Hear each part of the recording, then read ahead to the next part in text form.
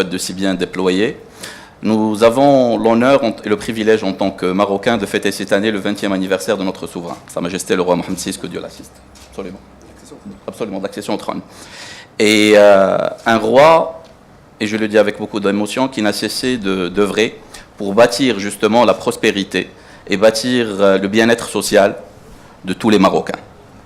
Alors pour parler de cela, justement, on ne pouvait imaginer une séance sans le ministre de la Santé, parce que le bien-être social, il passe essentiellement et il passe grandement par la santé.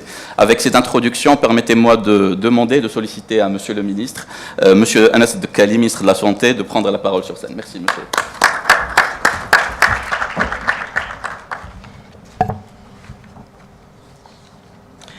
Monsieur le Président de l'Institut Amadeus, Monsieur le Secrétaire d'État, Mesdames et Messieurs, vous allez constater que je ne vais pas parler de la santé aujourd'hui, puisqu'il y a un panel qui traite des questions sociales dans ce nouveau modèle de développement, et je pense que notre département sera présent. Je voudrais juste partager avec vous ce moment de lancement de cette conférence qui est autour du thème « Penser le nouveau modèle de développement au Maroc », la nécessité d'une approche intégrée et participative.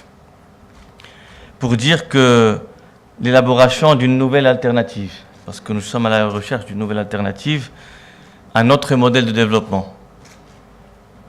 Il y en a qui ont voulu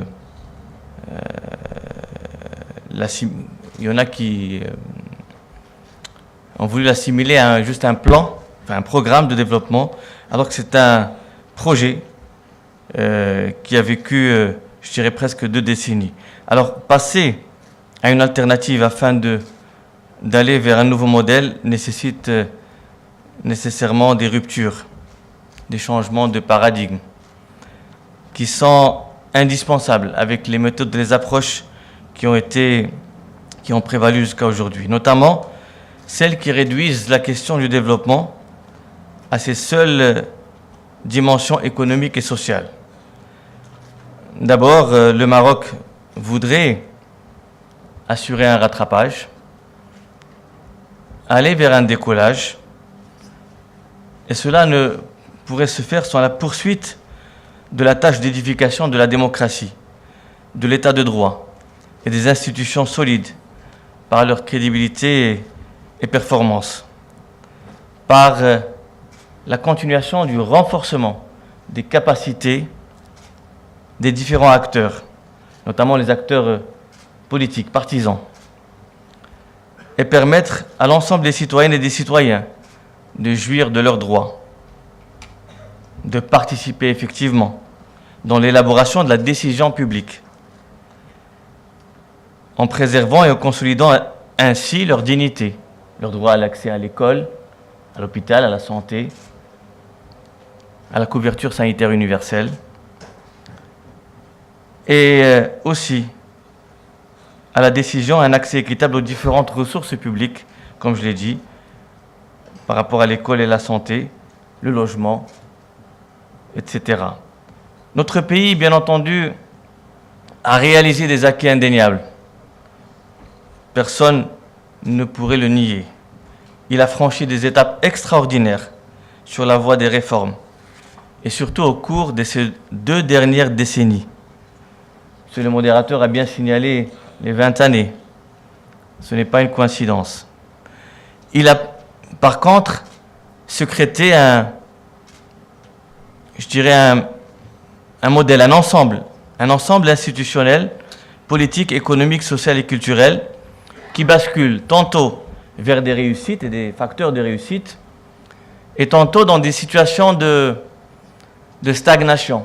Ce que la Banque mondiale a qualifié de trappe. Je ne dirais pas la trappe du sous-développement, mais la trappe du développement même. La trappe qui inhibe le décollage, le rattrapage. Parce que nous avançons, mais d'autres pays avancent aussi. Et comme nous avançons dans un espace ouvert, un monde ouvert, eh bien, il faut avancer plus vite que les autres pour pouvoir assurer ce rattrapage. Alors, je dirais aussi que toutes les forces vives de la nation, alhamdoulilah, il y a une unanimité que l'actuel modèle a épuisé ses forces, s'est essoufflé. Tout le monde le reconnaît. Mais peut-être tout le monde n'a pas la baguette magique et la solution. C'est une œuvre collective. Et Sa Majesté le Roi, que Dieu l'assiste, a voulu que ce soit une œuvre collective. Et donc je vous félicite pour cette thématique et pour votre contribution à apporter des idées et à enrichir le débat. Et on souhaiterait que ce soit un débat plus présent, plus visible, pour faire émerger ce nouveau modèle de développement, qui doit être bien sûr construit autour de l'homme, autour du citoyen. Donc le débat citoyen doit également se manifester. Il faut reconnaître que ce modèle actuel a eu de nombreux bienfaits au niveau du développement de l'édifice démocratique, de la consolidation des capacités économiques et productives nationales, de l'élévation du niveau de vie global des citoyennes et citoyens. Si on prend l'indicateur de développement humain, l'indicateur qui concerne la santé a beaucoup évolué et il a permis au pays d'avancer. C'est vrai que, bon, sur le classement, les autres avancent aussi, c'est pour cela que je le répète. On avance, mais les autres avancent. Mais sur le plan de la santé, les indicateurs ont été bien. Ils vont même sauver le résultat global, qui est celui de l'accès à l'éducation et le temps de séjour à l'école, combien on reste au niveau et également le revenu.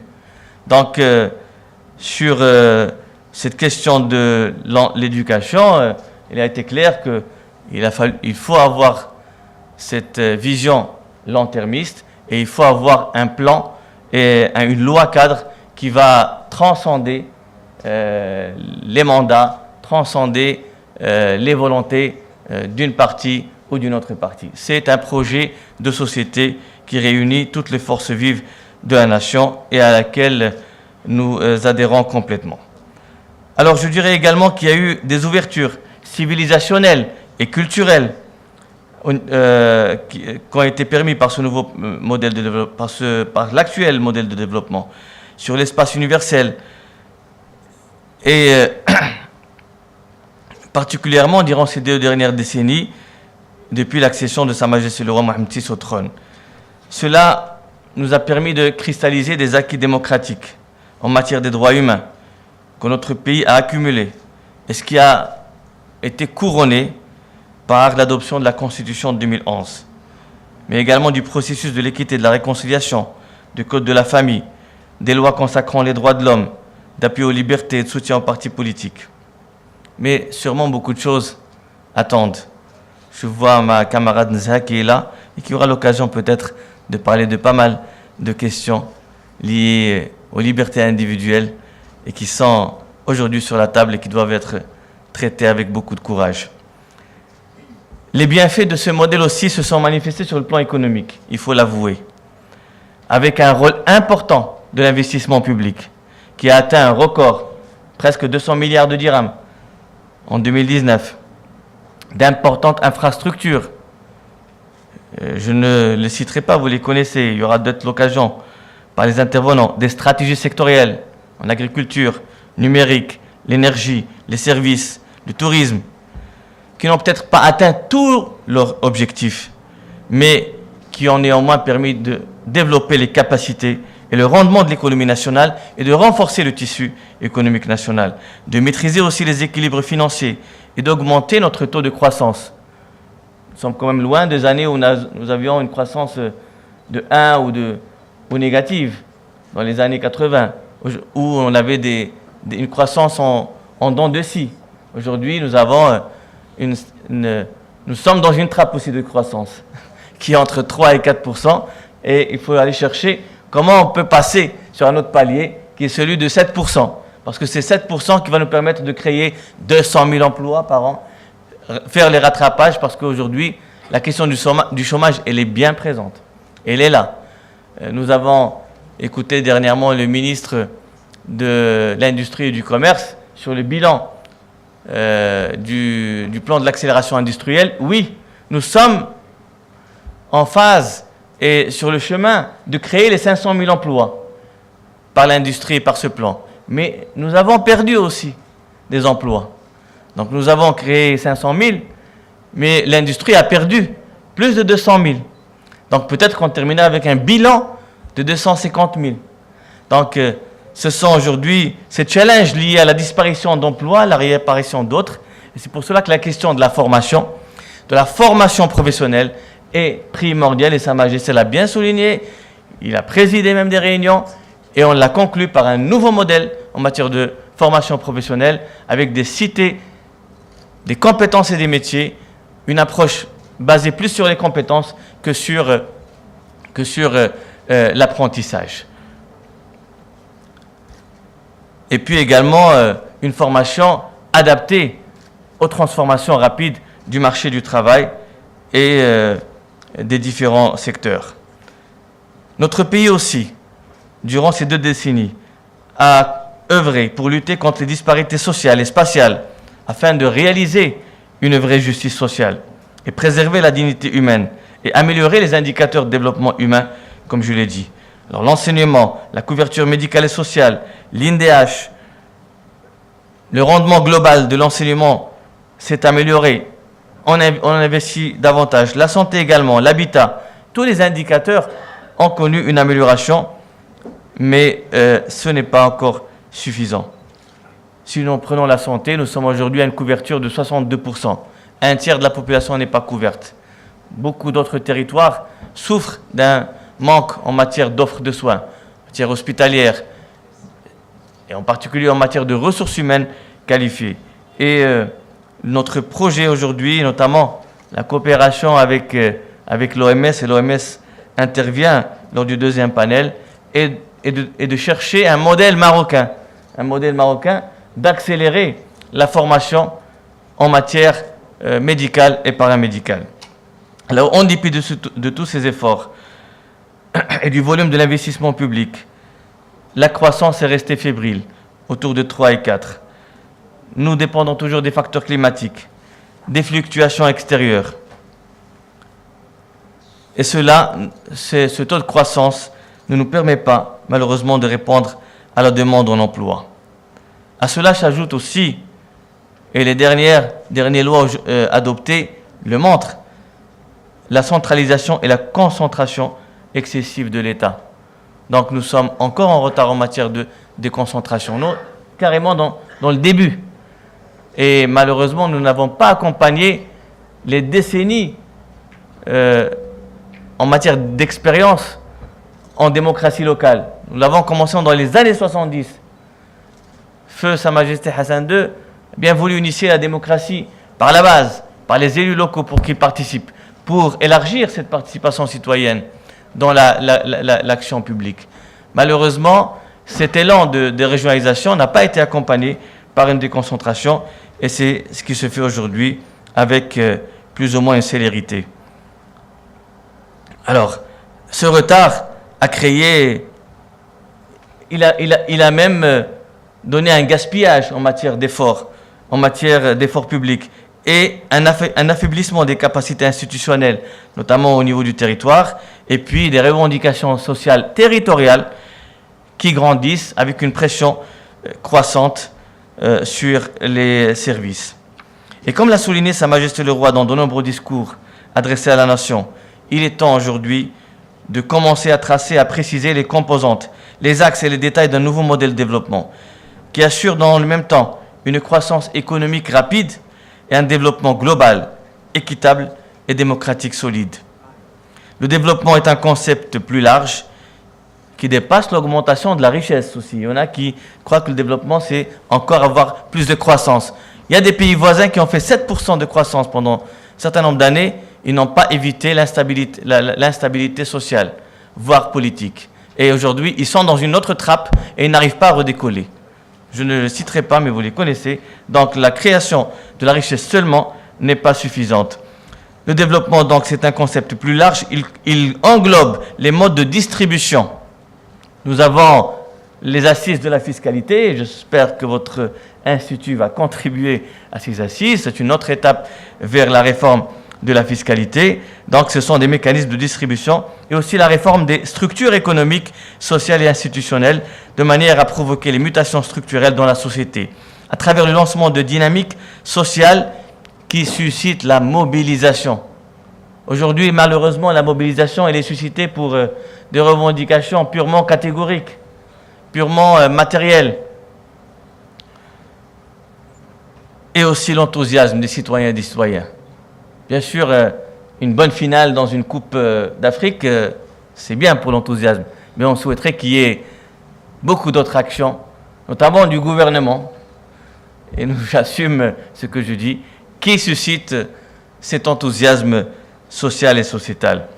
En d'autres termes, le modèle de développement est une vision référentielle des choix, des réformes, des orientations et des grandes ruptures devant avoir lieu pour l'édification des politiques publiques, avec des méthodes et des approches nouvelles.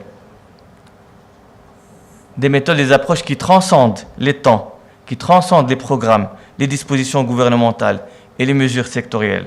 Le modèle de développement auquel nous devrions réfléchir et qui est en train d'être élaboré doit émerger des valeurs et composantes de notre société et des acquis de notre pays. Il doit jaillir des besoins croissants et rénovés du pays et correspondre à ses spécificités culturelles, historiques et civilisationnelles et à ses atouts matériels et immatériels. Il doit viser à améliorer le positionnement de notre pays sur l'échiquier international. La manassa min al-ulama wa tamawqu' al-mustawa ad-dawli. Et rétablir chez les citoyennes et les citoyens la confiance en leur pays. Il faut aimer son pays. Il y a des pays qui ont moins de revenus, qui ont moins de services publics que nous, mais qui ont cet amour qu'ils expriment sur le plan culturel notamment. Il faudrait que ça apparaisse également dans nos manifestations au quotidien et culturelles. Le nouveau modèle de développement est appelé à apporter les réponses franches aux questions concernant nos grands choix. Alors, la démocratie. C'est un quatrième pilier aujourd'hui. Un quatrième pilier, c'est un des fondamentaux de la nation marocaine, inscrit au niveau de la Constitution, la démocratie comme levier fondamental du nouveau modèle de développement. La place du citoyen, qui doit être au cœur de ce modèle. La place de l'entreprise économique et les priorités économiques. Le rôle des différents acteurs, publics, privés, ONG. Les formes et les instruments de gouvernance. Vous savez, la Constitution, elle est là, elle donne de bonnes orientations. Les lois peuvent changer. La déclinaison de cette Constitution peut être revisitée dans ce nouveau modèle de développement, notamment en matière de gouvernance. L'intégration dans le marché mondial, en profitant des aspects positifs de la mondialisation et aussi en évitant ses revers. Et pour conclure, le modèle de développement est une vision référentielle des choix, des réformes, des orientations et des grandes ruptures à initier pour la construction de politiques publiques avec des méthodes et des approches nouvelles dans le cadre de notre projet sociétal existant, mais de manière, comme je l'ai dit, qui transcende les temps, les programmes, les dispositions gouvernementales et les mesures sectorielles. Je l'ai bien répété. Je vous remercie. Je pense que j'ai cité la santé 2 ou 3 fois. C'est pas beaucoup. La prochaine fois, si vous avez une thématique spéciale santé, je suis prêt à revenir. Merci beaucoup.